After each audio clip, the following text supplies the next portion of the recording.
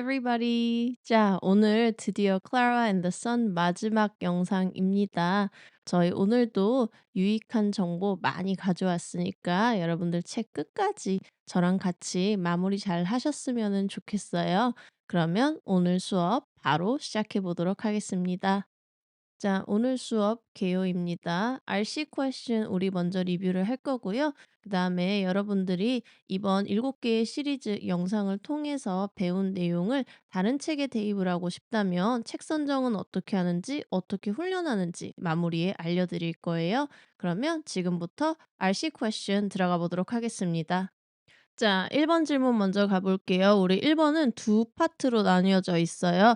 클라라가 릭에게 파트 5에서 요구하는 게 무엇이냐? 그리고 이게 왜 중요하냐? 첫 번째 파트 먼저 질문에 답을 해보자면 우리 책에서 265 페이지예요. 클라라랑 릭이 대화하는 중간에 이렇게 얘기합니다. 나 릭이 to trust me once more 한 번만 더 믿어줬으면 좋겠어. 나 헛간에 다시 한번 가야 돼. 그래서 릭에게 요구하는 건 뭐예요? 나를 한 번만 더 믿어줘라. 반드시 내가 원하는 대로 될 거다. 대신에 우리 헛간에 한 번만 더 가자.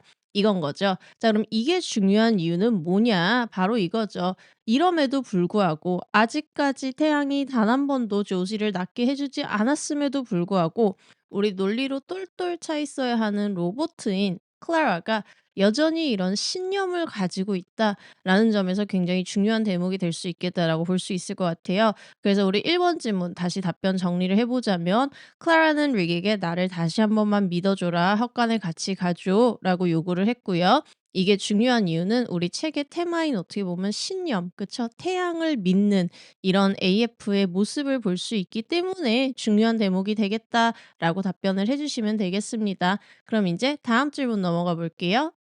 이번 문제는 우리가 조금 전에 했던 거랑 조금 통하게 되는데요. 우리가 클라라가 태양을 대할 때 하는 모습을 보면은 그건 마치 우리가 신을 바라볼 때와 비슷한 것 같아요. 근데 이제 이게 재밌는 건 뭐냐면 클라라는 아까도 이야기했지만 우리 이성으로 똘똘 뭉쳐 있어야 하는 로보트죠. 과학이라고 하는 그거의 어떤 집결체인데 그런 것과 종교가 묶인다라고 하는 굉장히 재미있는 특성이 있어요. 그래서 클라라가 태양을 바라볼 때가 마치 우리 인간의 종교, 우리가 신을 믿고 그에게 기도를 하고 그리고 그분께서 모든 걸 다 알고 계신다라고 하는 그런 모습들 그리고 클라라의 태양이 노숙자나 조지를 치유할 수 있다라고 믿는 것처럼 우리의 신도 어떻게 보면 그런 걸 가진 힘을 가진 존재다라고 믿고 있잖아요. 그런 면에서 참 종교와 닮아 있다라고 볼 수 있을 것 같습니다. 다음 3번 질문입니다. 파트 6 끝 무렵에서 조지의 건강이 어떻게 되느냐? 우리가 우선 276 페이지 파트 5 끝부분부터 보시면은요. 클라라가 대화하고 있는 엄마 릭에게 소리를 지르죠. "저기요." 이러면서 "우리 올라가 봐야 돼요." 하고 가 봤더니 태양이 조지를 비추고 있고요. 그 이후로 조지의 건강은 회복이 되는 거를 볼 수 있어요. 자, 그렇다면 이게 주변 인물들 우선 릭부터 살펴볼까요? 릭에겐 어떤 영향을 끼쳤느냐? 286 페이지에 보면은요. 릭은 인제 대학에 가는 거는 포기를 하고 자동차도 사고 그러면서 자신만의 그룹을 만들어서 "프로젝트를 진행하느라 바빠요."라고 나와요. 자, 그다음에 저의 최애 캐릭터죠. 멜라니아 하우스키퍼에게도 변화가 있었죠. 우리 289 페이지입니다. "멜라니아에 대해서 들은 건 없어?" 했더니 "응, 그녀는 지금 캘리포니아에 간 걸로 알고 있어." 조지의 병이 나아지고 나니까 인제 멜라니아는 다른 곳으로 인제 이동을 한 거죠. 이동을 하고 인제 새로운 하우스키퍼가 왔다라는 걸 우리는 볼 수 있습니다. 자, 인제 4번 넘어갈게요. 파트 6의 292 페이지에 보면 미스터 카팔디가 오랜만에 등장을 해요. 그러면서 인제 이런 제안을 클라라에게 합니다.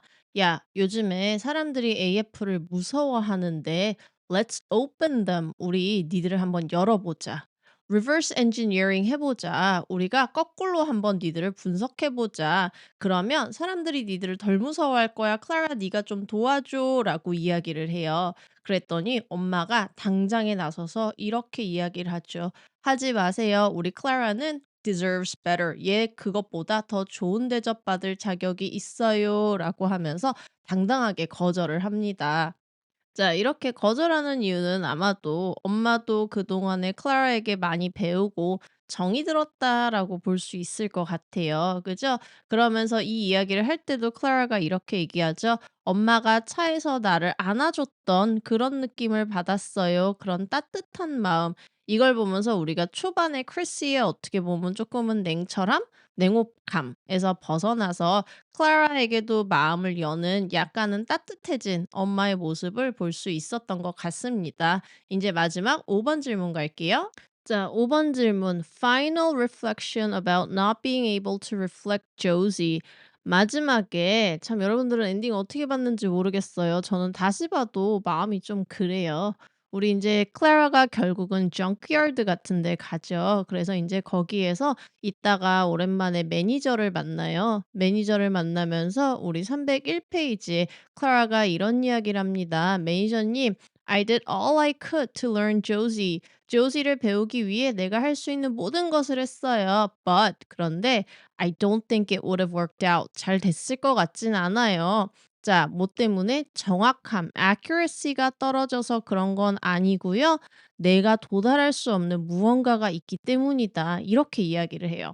자, 여러분 혹시 이 부분 기억나나요? 우리 지난 영상에서 나왔던 부분인데 미스터 카팔디 그리고 아빠가 영혼에 관련돼서 이야기하던 부분이었어요. 카팔디는 영혼이라는 거 인간 내면에 특별함은 없다. 우리가 언제든 과학으로 복제할 수 있다라는 주장이었고요. 아빠 같은 경우는 인간의 심장, 그 장기가 아닌 그 마음속에 있는 무엇, 그것의 중요성을 이야기하면서 클라라한테 이야기를 했었죠.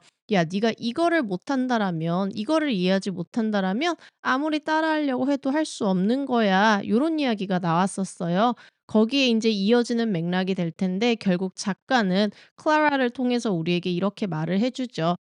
클라라가 아빠랑 이야기할 때 아빠가 언급했던 심장이라고 하는 거, 어떤 그 인간의 본질이다라고 하는 건 관계 속에서 형성이 되는 것이고 주변 사람들과의 관계, 이것이 결국은 그 사람의 특별함을 만들어내는 거다.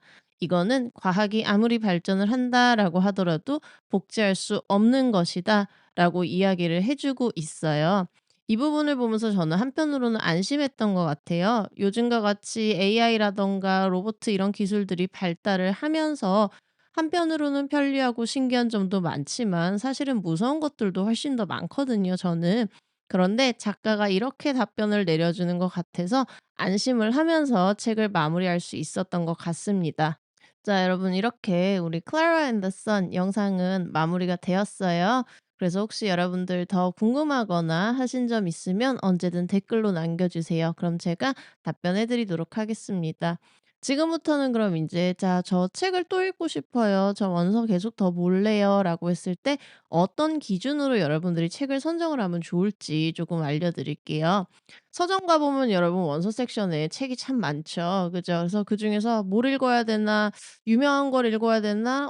나 이런 거 폭풍의 언덕 제목은 좀 들어본 것 같은데.' 이렇게 고민이 될 때 기준 제가 정확하게 알려드리도록 하겠습니다. 자, 여기 화면 확인해 보시면요. 우선 새로운 책 선택 방법 기준 총 3 가지 나갈게요. 자, 1, 2, 3 요렇게 세 가지 있습니다. 1번 먼저 가면은요. 여러분들이 이미 아는 내용의 책을 고르는 걸 추천을 드려요. 내가 내용을 이미 알고 있기 때문에 속도라든가 모르는 단어가 나오더라도 부담이 확실히 줄어들 거예요.